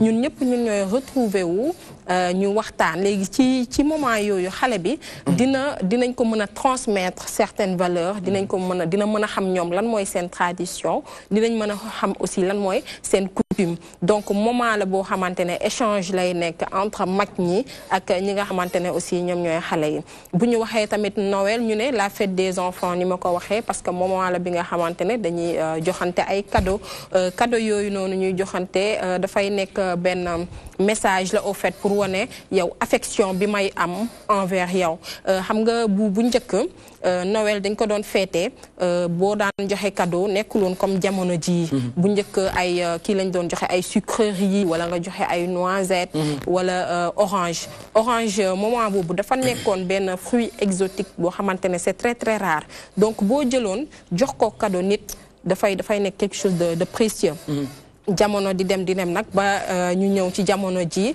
léegi xale dootul am benn cadeau léegi da ngay gis ne benn xale dina am en moyenne 6 ba 10 cadeaux donc nga xamante ne Noël kon am na impact bu baax a baax ci li nga xamante ne ñoom ñooy xale yi ba pare day permettre parents yi surtout que ci mbirum jàng bi Noël buy ñëw dañ koy féete naan bëgg naa kat nga jàng nga am moyenne tel bu ko defee dinaa la utal cadeau papa bu la ko diggee yaay diglu ko maam diglu ko kon je pense que boo demee école di nga def autant d'efforts pour que nga mën a am ay cadeau yu bëri aussi lu jëm ci mbirum mythe bi ou réalité parce que am na ñu naan kiiwul ce n'est pas normal ñuy raconter xale yi mythe bu loo xamante ne du réalité loo xamante ne dañ leen koy gëmloo benn nu ma ko mën a waxee un mensonge quoi loo xamante ne du dëgg mais man je me dis que non parce que niñ leen raconter li nga xamante ne moom mooy Père Noël la xam nga xale avant 7 ans dafay nekk ci pensée magique boobu noonu muy nekk c'est-à-dire dafay imaginer ay scénario di inventer ay histoire te loolu noonu am na lu ñu wax fonction de l'imaginaire boobu xale bi foog mu nourrir ko nu mu koy nourriree mooy loolu muy def le fait que muy am ay histoire ci xelam ay scénario ci xelam donc loolu dafay boo ko stimuler dafa am lu muy participer ci sa développement mais aussi ci sa adaptation à la vie mais aussi avec différentes difficultés. Maintenant, après 7 ans, xale bi dafay jóge ci pensée magique dem ci pensée concrète.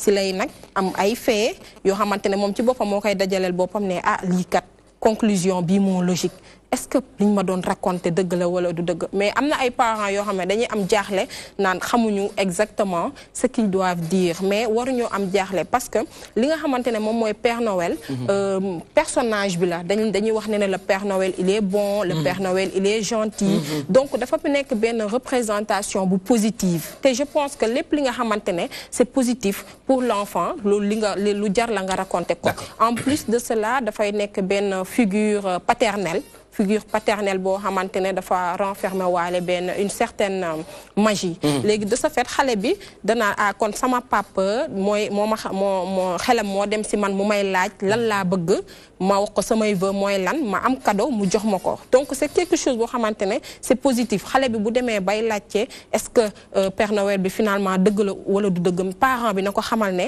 représentation positive bii la lay joxe mooy le fait que lan mooy gentillesse lan mooy baax lan mooy le sens du partage donc loolu noonu yëpp c'est important et Noël occasion la pour ñu partager ko ak xale. Très bien Noël occasion la pour ñu partager ak xale yi bu ñu toogee ak Mayna du ñàkk mu raconter ñu benn histoire boo xamante ne jot na ko dund lenn quelque chose bu la marqué durant l'enfance ci benn Noël par exemple. waaw man sama maam bu góor mooy doon sama xarit Chéri Coco laa ko doon wax déjà comme li muy expliquer xale bu nekkee ci stade bi nga xamante ne dafay am stade imaginaire boobu sama maam Chéri Coco la ma doon wax donc moom dafa doon sol sax Père Noël indil ma ay cadeau façon cadeau bu ne donc benn jour bu ma indee lay cadeau damay toj jeu bi génnee acier bi parce que acier bi laa bëggoon benn jour mu ma may naa boo tojatee cadeau yi du ma la indilee cadeau parce que da koy yàq ma ne ko non non du ma ko toj benn jour mu indi ay cadeau toog ñu waxtaan mu ne est-ce que xam nga ni cadeau yi yëpp neex na ma ne ko waaw mun ma waaye boo jàngee day gën a neex parce que yow boo màggee di nga ko defal sa ay doom ma ne ko waaw donc wax boobu du ma ko fàtte donte si kii boobu laa nekkoon si esprit jeu beeg xale bi foo ma naan ko Chéri Coco ma dem ba mag di ko wax Chéri Coco dama jàppoon ni Chéri Coco tur la ndekete yaa ngi dégg ndekete man taj naa kii Chéri Coco laa tudd ah déedéet sama maam moo ko moomoon boobu kenn moom ko tu vois donc ba léegi moom Chéri Coco laa koy woowee mais dama doon nekk samay morom naa ni Chéri Coco ñëw na rek daw mais après la comprendre ni Chéri Coco du tur yaa ngi dégg donc Noël moom c'est bon pour les enfants c'est bon pour tout le monde bu fekkee dafay retrouver loo nit yi ñëpp ñu nekk surtout loolu rassemblement de la famille ñëpp ñëw yaa ngi dégg ñu nekk si jàmm autour de la table waxtaan añ rek waaw donc amul lenn lu négatif en tout cas. Tout à fait. Très bien. Bonne Noël moo la marqué Mohamed Thiam. Particulièrement Noël bi ma marqué mooy bi may def sama classe de 3e. lu tax mu marqué la. Alors dañ ma tegaloon défi. man dama c'est-à-dire affaire yooyu dafay am lu muy yee si man quoi sama papa daf ma défier woon par rapport à quelque chose que je voulais quoi mais bëgg ko quoi carrément mu tegal ma défi boobu. bi ma tegalee défi bi c'était par rapport à une composition ma dem si premier kii bi j'étais très nul en maths pour faire l'aveu waaye ma dem def épreuve mathématique bi ça n'a pas marché ma tiit par rapport ak li des ci épreuve yi parce que y avait un défi qui était lancé pour ma jot si benn affaire boo xam ni dama ko bëggoon donc mu nekk un combat acharné boo xam ni si saa si laa jël maturité toog di organiser affaire yi di concentrer aussi cours yi pour mën a atteindre objectif bi et finalement comme les belles histoires se terminent, ils vécurent heureux et eurent beaucoup d'enfants. Donc ça s'est bien passé. J'ai réussi et j'ai pu avoir mon cadeau. Très bien. Moom mi nga xamante ne moom mooy Koura Bokum ci kanam léegi nii war nañoo waxtaanee Noël histoire et célébration mais ñu jeexal ak moom ci li nga xamante ne jot na la marqué ci sa enfance ci jamonoy Noël naka ngeen ko doon passé et puis éventuellement ban cadeau moo la ci gënoon a neex. man nag dama bëggoon poupée Barbie. parce que da nga koy nuru de. non sérieux Nicolas parce que man. saa bu Noël daan jot rek damay kontaan. parce que xam naa ni moom sama papa du ma indil benn cadeau rek mais dama ci amoon préférence en fait muy poupée Barbie bi. dama doon jaral sa xolal may jàng pour am moyen yu baax. di toog damay rêver sax ci classe bi naan dinaa am poupée di ko létt di ko mën a coiffer. xam nga rek waaw di ko je sais pas daal voilà moo tax bu Noël jotee su ma jotee samay cadeau poupée bi rek moo laa ci jël di ci foo yeneen ni sama yoon nekku ci. Très bien merci beaucoup léegi tamit moom tamit jot nañu rejoindre ci plateau bi mu di Awa Badji borom 14 millions de problèmes ak ay solutions waaye j'espère que aujourd'hui ak Noël warul mën a am problème Fatima ñu bàyyi la nga jeexal. waaw li may jeexalee rek di wax ne comme Noël dafa nekk lu important xam nga am na aspect spirituel bi mais aussi am na aspect social bi te man dama jàpp ne bépp occasion boo xamante ne taxaw na rek pour que nga mën a transmettre valeur xale pour que nga mën koo éduquer pour que nga mën koo instruire pour man c'est important donc cadeau jamono ji yomb na yombaay boo xamante ne occasion la sax 25 décembre occasion la parce que peut-être bu njëkk yow ci mois yi weesu amoo assez de temps pour dem naan yaa ngi jël sa xaalis pour dem jënd cadeau mais puisque 25 décembre cadeau day wàcc si bu baax a baax si dëkk bi donc occasion la lépp loo am daal nga jëndal ki nga xamante ne moom mooy sa doom te defe naa bu xale bëggee yàlla bëgg na très bien merci beaucoup Fatima Aïcha Bokoum li mu ñu indiloon jëm ci l'impact de Noël sur les enfants waaye tamit du ñàkk rek Awa Badji moom tamit mu wax ñu foofu ci centenaire Gibraltar naka la ko xale yi préparé naka lañ ko waajalee ba yegg ci bés bi. Nicolas niñ koy préparé c'est comme tous les enfants du monde ñëpp xale yi dañuy kontaan li ñuy def mooy fête bi buy waaj a jot comme ni ñuy wax parents yi dañ ciy profito di wax seen doom yi pour ñuy jàng bu baax ndax comme ça jour Noël ñu mën a am ay cadeau yoo xam ne yu leen neex lu ñu mu nekk rêve boo xam ne dañuy yàkkam ci jour Noël jot ko pour ñu mën ko réaliser am seen cadeau mën a lekk foo kafre en famille autour de la table comme ni nga ko waxee sax noonu rek lañ koy defee. Très bien merci beaucoup borom 14 millions de problèmes ñu ànd ak ki nga xamante ne mooy Koura Bokoum ngir mu wax ñu Noël histoire ak célébration naka lañ koy defee ak naka la tëddee woon c'est tout de suite.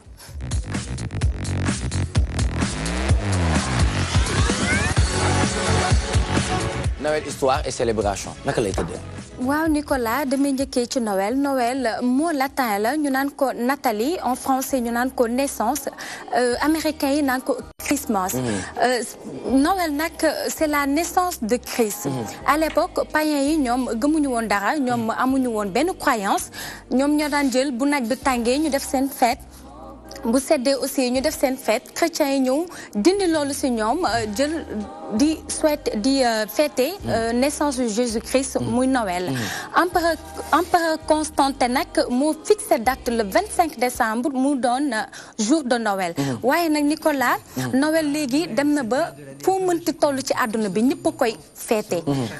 foo mënti dem da ngay gis ñi ni di préparer Noël. parce que Noël dafa doon loo xamante ne chrétiens yi dañ ko fonk parce que bañ na ko ba dañ ne jour de Noël du 25 décembre bi rek même la nuit du 24 jusqu'au 25 jusqu'au 25 pardon dañuy fête Noël parce que nee nañ minuit ci la Jésus-Christ juddu moo tax ñuy def messe de nuit minuit chaque 24 décembre minuit bu jotee dañuy dem def messe de Noël maanaam pour fêter naissance de Jésus-Christ waaye na Nicolas Noël dafa bëri ay facteurs.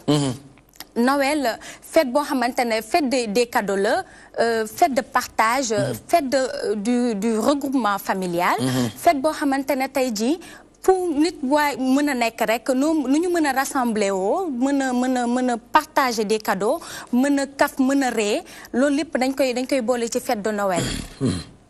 Très bien donc mu nekk feetu Noël boo xamante ne at bu jot gis nañu ni ñu koy feetee fii ci mim réew bi nga xamante ne moom la ñu maîtriser tàmbale ko ci li nga xamante ne moom mooy 24 décembre ci messe de minuit démb gis ngeen DTV liggéey bi mu ci liggéey foofu ca Saint-Paul de Grand-Yoff ñu àndoon ci ak ñoom Mayte mais aussi ba tey ci wàllum Noël ñuy wax wàllum naissance de Jésus-Christ mi nga xamante ne mooy borom Nazareth tey nii histoire célébration bi en général ci en famille comme ni ko Awa waxee léegi nii autour d'un repas famille yi jóge fu nekk ñu mun a toog ci benn kër mun a waxtaan mun a foo mun a ree ànd ak xale yi mais yow ana lan moo la ci histoire bi ana lan moo la ci gën a marqué wala boog ci célébration bi ana lan moo la ci gën a neex ci niñ koy defee. waa li ma ci gën a neex moom mooy Père Noël bi rek déjà mi nga xamante ne comme Mame Diarra ni mu déguisé woon nii mooy suñu Père Noël fii ci plateau TMTC. Père Noël la ñuy wax. Maman Noël amul Mohamed. Père rek moo am. mais pas forcément. moom kay mooy Mère Noël mooy suñu Mère Noël. ah père bu amee mère am.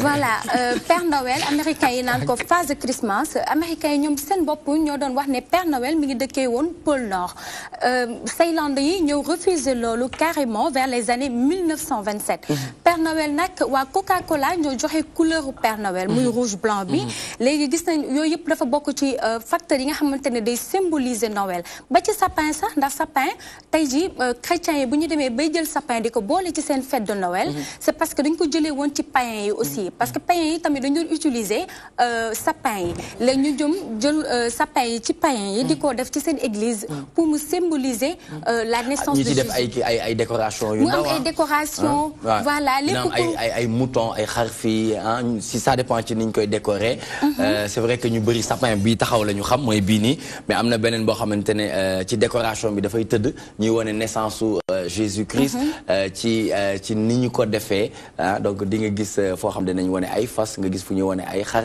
nga gis li nga xamante ne noonu lañ ko noonu ñu wane benn xale am na benn affaire bu ñuy créer nii wane benn xale bu tëdd nii pour wane ne que ne parce que bu ñu fàttalikuwee Noël moom mooy deuxième fête bi gën a am importance ci chrétiens yi parce que tout simplement après Pâques moom moo ci topp moom Noël moom moo ci topp waaw chrétiens yi moom dañu fonk Noël bàyyi Noël sax ñëpp ko mujjee fonk comme ñun tey jii jullit yi les musulmans tabaski bu jotee chrétiens yi dañuy ñëw ñoom tamit dañuy féete seen tabaski ci tabaski bi lañ bokk ba ci guddi gàmmu tamit chrétiens yi tamit dañ ci bokk même ñun tamit musulmans yi Noël tamit dañ koy féete parce que kër boo dem tey di nga gis ñëpp regroupé wu en famille di féetendoo Noël bi te Nicolas Noël moom comme ni ma ko waxee sànq rek dafa doon loo xamante ne décoration bi am na ay décoration tous les endroits sont décorés. D'accord. foo mënti dem di nga gis fépp di nga gis ay guirlandes ay jeux de lumière li lépp si Noël bi parce que Noël dafa am solo bu baax ci Noël dafa am solo bu baax moo tax ñuy ànd ak maman Noël cadeau pour les enfants handicapés naka lay demee ah Nicolas damay toppandoo kuréel Nicolas xam nga dama am sikkim démontable xaaral ma démonté ko ba pare. Très bien léegi après Noël des enfants handicapés ñoom naka la ñu koy passé. voilà comme ni ñu ko waxee rek Nicolas Noël des enfants handicapés man sax dama bëgg di wax enfant handicapé parce que Noël moom enfant yëpp dañ ci war a gis seen bopp. comme ni ñu koy defee nag chaque année man damay joxe chaque année damay joxe cadeau aux enfants handicapés ndax booy xool nag enfant handicapé. dafay soxla amour et plaisir cadeau de Noël moo tax à chaque année dama koy joxe macha allah di leen ko jox ñuy bëgg nag parce que booy xool sax boo leen joxee cadeau sourire bi ñuy am rek da ngay kontaan yow sa bopp waaw. très bien awa dégg nga de awa noonu la du ñu wax enfants handicapés mais dañuy wax les enfants de manière générale yan cadeau ngay jàpp ne mooy gën a approprié pour ñu mën leen ko may. Voilà bu ñuy wax enfant handicapé c'est très bien c'est normal parce que boo nee enfant handicapé day mel da nga leen di beddi da nga naan enfant rek ñu bokk ci fête bi léegi cadeau pour man yu approprié yi mooy tout temps nay doon ay cadeau yoo xam ne c'est instructif day jàngal xale bi parce que doo jël xale bi di ko jox ay pistolet fu mu toll naan pan ay kalachnikov léeg-léeg mu xool Nicolas nañ ci jàpp ay dëgg yooyu noonu tamit nag day metti xaju fi nañ ko jox bu dee ku jigéen ñu jox ko ay bool assiette ay kin muy préparé di togg léegi am na ay mini ordinateur Fatima numérique nga xam nañ ci def ay pile nga ciy def rek mu mën a jàngal xale ay soustraction ay addition voilà jàngal leen lettres alphabétiques yi yooyu noonu yëpp day baax yaakaar naa xale yooyu dina leen gën a dimbali comme ñu mel ni comme seeni ay morom jotoo def benn arbre de Noël parce que dañuy wax ne arbre de Noël moom mooy woo li nga xamante ne moom mooy Noël waaw ren moom nag jotuñu ko def parce que am nañu def démb joxe ay xale jox leen xale yi seen ay cadeau man démb dama ànd ak sama ay xarit Gorée comme Gorée laa nekk sama kaw maam ñi nga xamante ne Gorée moom mën na ndox population ñi fa ne ñëpp presque ay chrétien jullit comme sama famille voilà donc maa ngi ci biir daal fu lu ñuy def rek lu baax luy jëmale réew mi kanam ak xale yi jàppale leen man maa ngi ci biir très bien Mame Diarra loo ciy dolli. li ma ciy dolli gis nga soo gisee ma déguisé wu nii en mère Noël. xam nga dama bëgg a joxe samay cadeau di joxe cadeau yi am ñam. ndax nag dama bëgg ñi sori jege si ñi jege si di seetaan tàllal seen loxo. xam ne tey cadeau yu am ñam laay joxe. waaw parce que booy xool Père Noël comme ni ko Koura waxee benn personne la woon boo xam ne il était imaginaire qui vivait au nord. au pôle nord foofu la doon dund chaque fête de Noël nag da daan dugg ci kër yi di jël ay cadeau de Noël di ko jox xale yi mais daaw ci wéet ndax bu daan def voyage boobu da daan yéeg ci benn char maanaam benn charrette la boo xam ne char la tudd 8 reen ñoo ko daan tiire reen nag nekkul comme reen yi ngeen di dégg ay jabaru buur wala dara mais reen ay animal lañ ñoom ñoo daan tiire char boobu nga xam ne Père Noël bi ci la daan yéeg pour joxe ay cadeau de Noël comme nag l'histoire retiendra ci neige rek la mun dox de ci neige rek la mun waaw ci neige la mun a dox comme l'histoire nag retiendra l'histoire aussi jàngal ñu ne Saint-Nicolas moom moo transformé wu woon pour nekk Père Noël bi. Protecteur des enfants. Voilà. Saint-Nicolas, c'est le protecteur des enfants. C'est le protecteur des enfants. Ça a été fêté depuis le 5 décembre. Oui. 7 décembre. Oui. Comme man nag tey maay mère Noël plateau TMTC bu leen dara metti ni may joxe enfants yi ay cadeaux noonu laay joxe aussi kii hommes yeeg femmes yeeg grands yeeg petits yeeg les vieillards ñëpp dama leen di jox cadeau tey bu leen nam dara. ayca tàmbale ko ci Fatima. Fatima lu ma la war a jox. kon ko am naa benn bu ma bàyyi kër ga.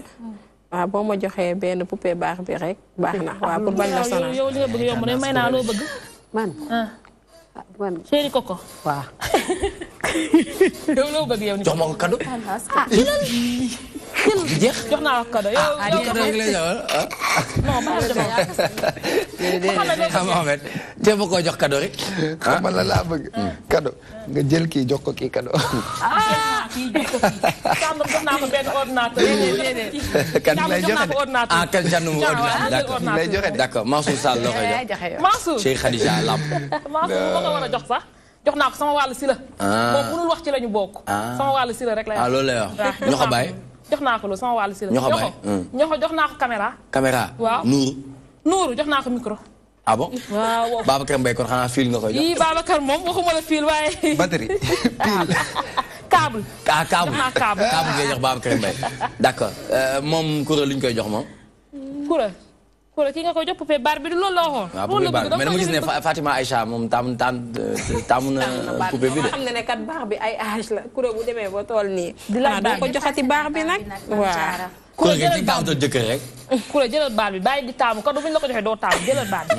waaw kon mais nangu naa proposition bu am solo lañ lay jox nii nag. waaw doo ko jox jëkkër. ko jëkkër atum 2018 bi nii. waaw utal ma jëkkër. ma utal naa la utal. puune fashion la laa bëgg nga utal. ma koy utal benn puune jantal xoolal. très bien lay booy laa lay utal. merci. ma géré ko. moom loo koy jox. solution. solution xanaa ndax moom ay problème rek la yor. ay problème rek la yor d'accord da koy gën a dimbali ngir solution yi gën a gaaw. kese d'accord très bien. merci beaucoup en tout cas jaajëf kontaan nañu bu baax Mame Diarra ci li mu ñu indil ci wàllum maman Noël cadeau pour les enfants handicapés d'abord mais du ñàkk moom mu am lu ñu dénk ci Noël bi ana conseil boo war a mën a jox xale yi ana conseil boo war a mën a jox parents yi ginnaaw añ nañu ba noppi instant bi nii heure ngoon la ah xale yaa ngi foofu ñu ngi dàqante lan ngay joxe comme conseil. conseil bi ma leen di jox mooy Nicolas bu fekkee fête bi neex na dëgg la mais cadeau yu ñuy jox xale yi na am solo na doon cadeau yoo xam ne dafay am sens na doon cadeau yoo xam ne daf leen di yee. loolu laay jox ñi nga xam ne mooy parents yi mais xale yi nag nañu bàyyi di jël pétard yi di ko sànni mag yi parce que pétard bu wóorul mën na laqe ba pare day yóbbu fitu mag léegi na xale yi nañuy toog seen kër yi jël bàyyi pétard yi ñuy jël di ko sànni nit ñi kon sang naa sax conseil boobu laay jox xale yi. nañ bàyyi pétard yi ñu sànni mag yi. ñu bàyyi pétard yi. waaw centenaire Gibraltar dégg nga dëkk. mënoo ci dara ma ne ko mënoo ci dara parce que moom ci wàllum gastronomie la nara waxtaanee moom mi nga xamante ne moom moo jox conseil léegi xale yi parce que pétard la ragal bu dëkkee nag centenaire Gibraltar dafay normal mu ragal li nga xamante ne mooy pétard mais yow war nga ko miin. non mënuma koo miin. très bien maintenant bu ñu waxee gastronomie ci wàllum Noël lan lañ ci mën a séntu.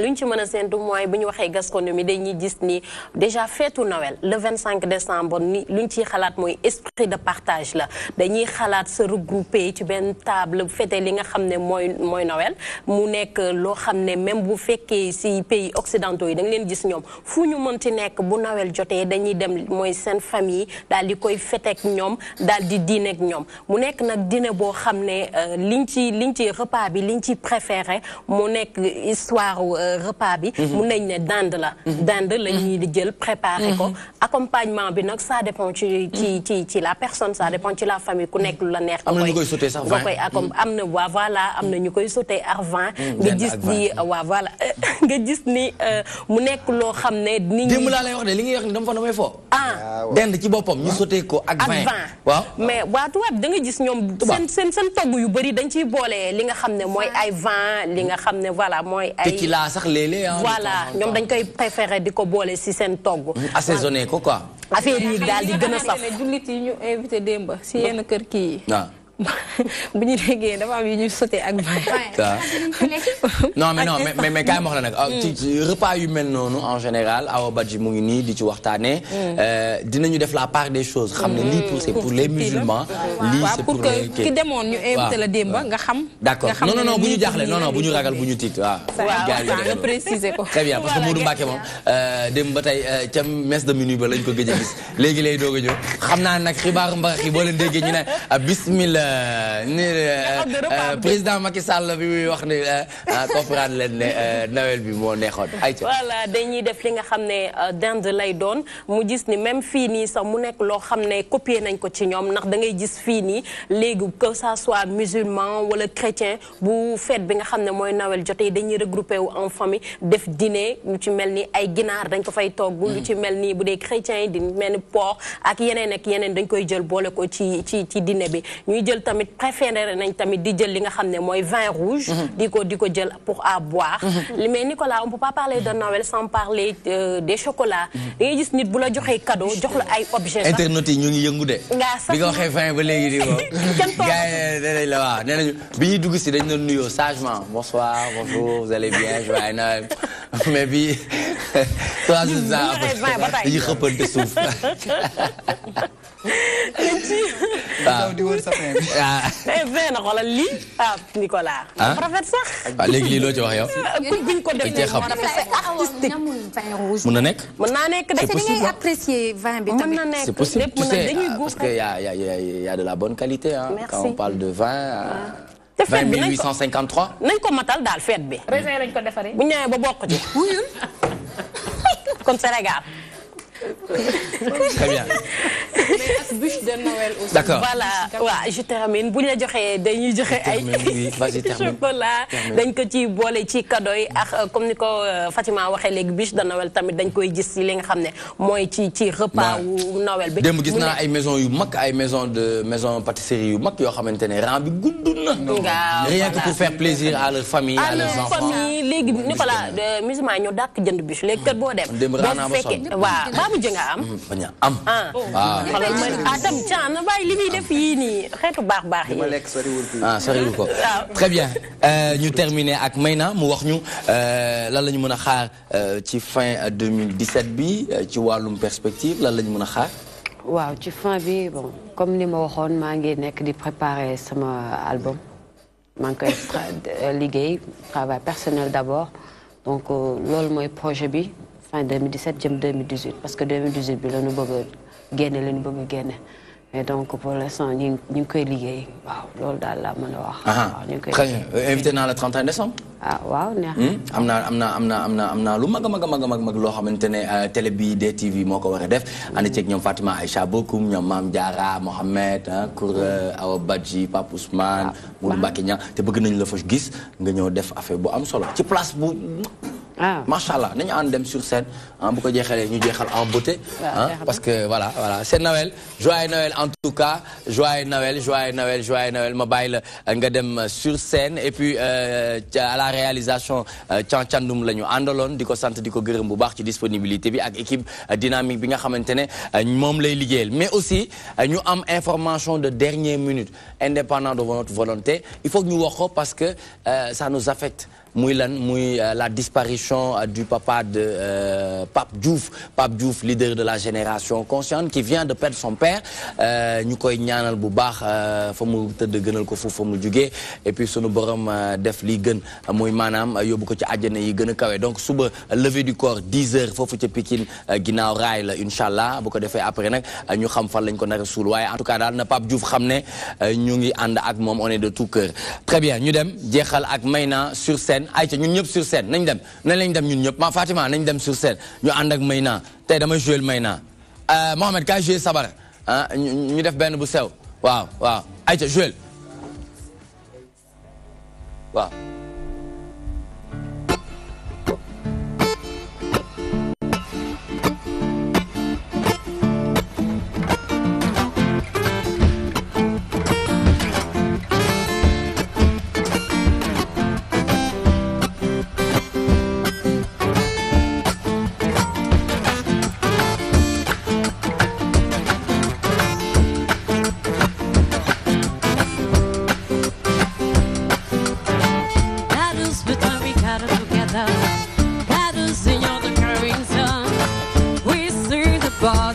Till the machine so long.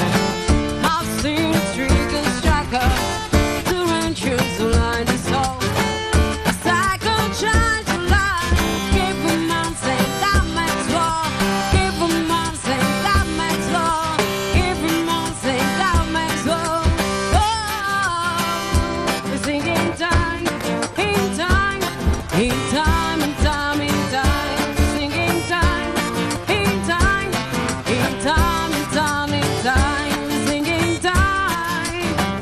We're singing time, we're singing time, we're singing in time. 1, 2, 1, 2, 2. Ba ba ba ba ba. Da da ba ba da ba da ba. Ba ba ba ba ba ba. Let us pretend we got it together. Let us sing all the drumming sound. We see the body electric. Till the marching and sorrow fall. I've seen a stranger striker, so anxious to light his fall. A cycle trying to lie, giving my same comments all the time. In time, in time, in time, in time, singing time. In time, in time, in time, in time, singing time. We singing time.